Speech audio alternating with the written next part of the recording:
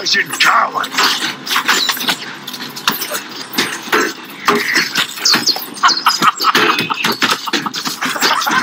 What the hell are you laughing at? You have to say it. What? Fight in the shade.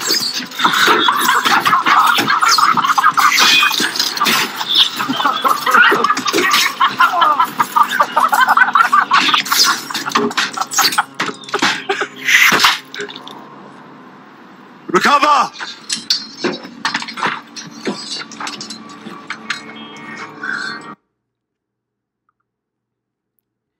Ephesians chapter 6, verse 16. Above all, taking the shield of faith, wherewith ye shall be able to quench all the fiery darts of the wicked. Call halal Yahweh Bahashem, Yahweh Shah Bahashem, Makar Send double honors to the apostles and elders of Great Millstone. Much peace, love, and salutation to Yakim out there pushing the word sincerity and truth. It's the brother Ariella. I'm just highlighting the shield of faith today. You know, right now we're in a time where prophecy is mounting up, and there's going to be more fiery darts from Satan sent out in the manner of just trying to get your mind on being distracted or feeling doubt. And we have to make sure to maintain faith. We just did a lesson on the spiritual seeds of greatness and highlighted the attribute of faith. Faith is critical, you know, and faith can definitely, if you lack it, it can put the next man beside you in trouble. Because whenever a brother is lacking in faith or he's wavering in the spirit, the sense of charity is forgotten. And so, you know, when we start doubting, when we're unclear about what we're doing, when we're unclear about the mission, and we start to doubt, we lose our sense of charity and love. And whenever that happens, then we put other people that have been kind of entrusted with our unity at risk, okay? Because we're only thinking about ourselves. We're only thinking about our survival instead of the overall mission. And so we want to make sure to maintain that shield of faith. As I played that clip in 300 of all the men, you know, protecting themselves from the darts coming from the Persians by holding up their shield. And there's another example, and I'm going to get in that movie, of, you know, having a lack of faith, you know, not being able to raise that shield, and how the scriptures talk about that a steward must be found faithful. If you don't have that attribute of faith, the Most High can't use you.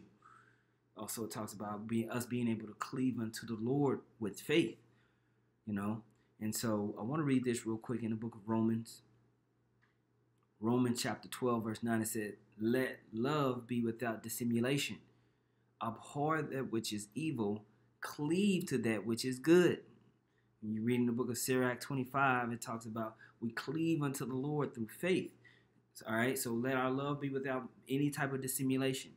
And it says, be kindly affectioned one to another with brotherly love, in honor, preferring one another. Okay, putting other brothers ahead of ourselves, above what we want, right? So you get that word dissimulation. Dissimulation means unframed, undisguised, sincere. Okay, so we want to be able to sincerely approach this truth. All right, be able to sincerely love, or basically have charity, right? So I want to play this clip right here, famous clip of in 300 of this guy. He felt he wants to be a part of the camp. He wants to be a part of the team, and there was a critical component of a reason why he couldn't be a part of it. I'm gonna play that real quick.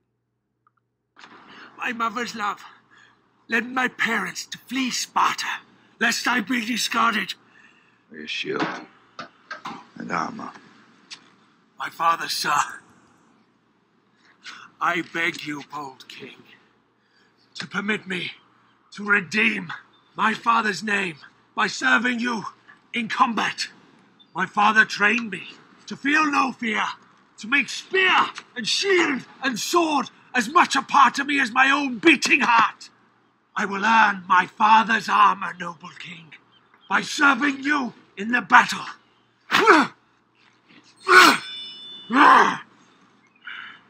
Fine thrust. I will kill many Persians,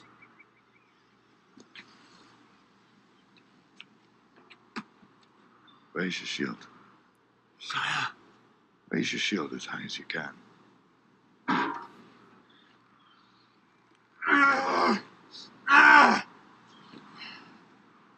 Your father should have told you how our phalanx works.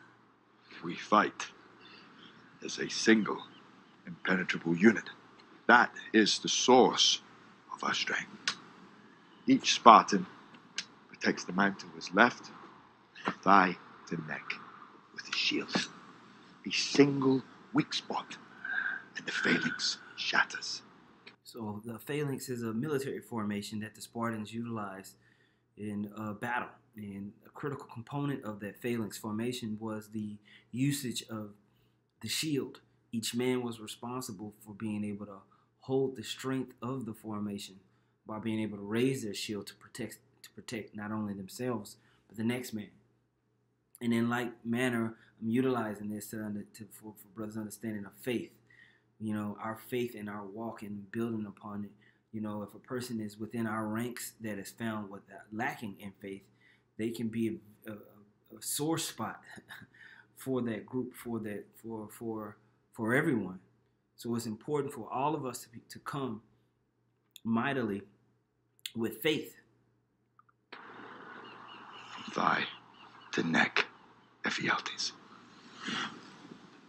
I am sorry, my friend, but not all of us were made to be soldiers. But I... If you want to help in a Spartan victory, clear the battlefield of the dead, tend the wounded, bring them water. Now, he says, if you want to help, you know, clear the battlefield of the dead, tend to the wounded, bring water. But as for the fight itself, I cannot use you. You... Now, in this case, you know, this guy, he gets upset but we know what the scriptures say.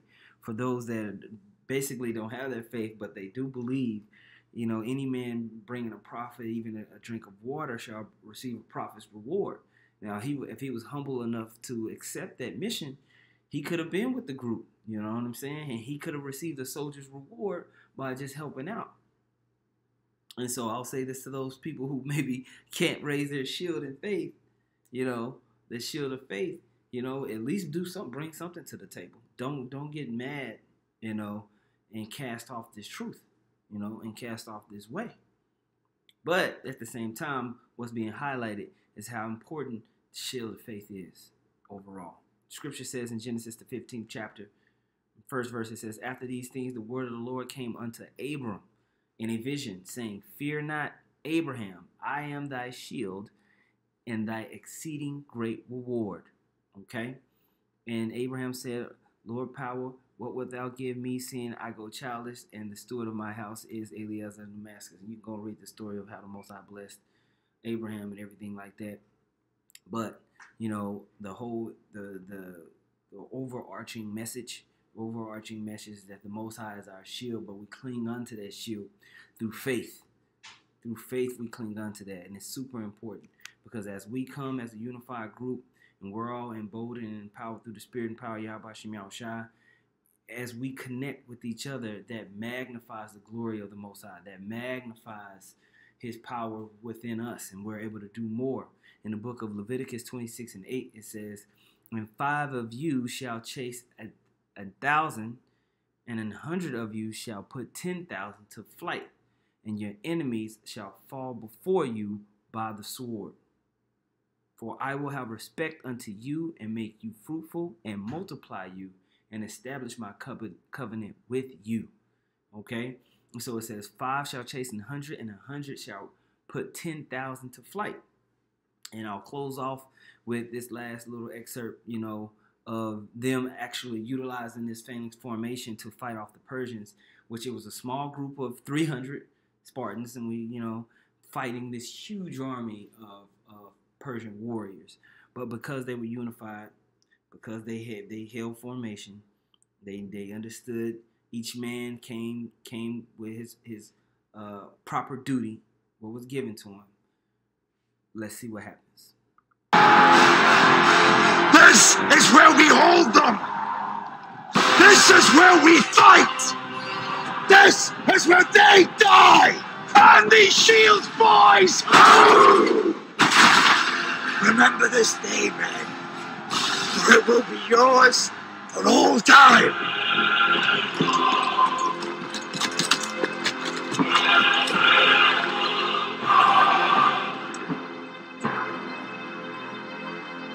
Spartans! Lay down your weapons!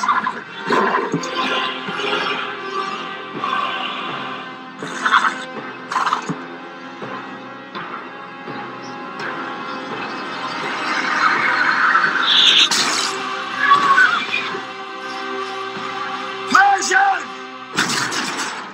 Come and get them!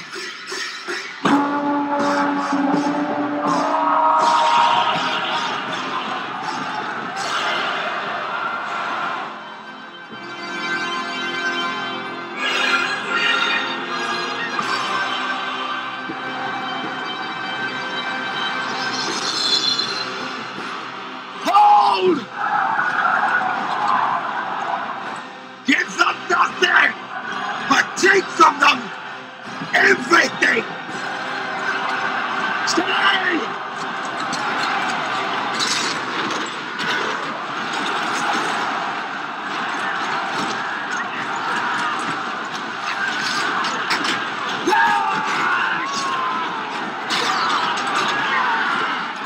That's the best you can do!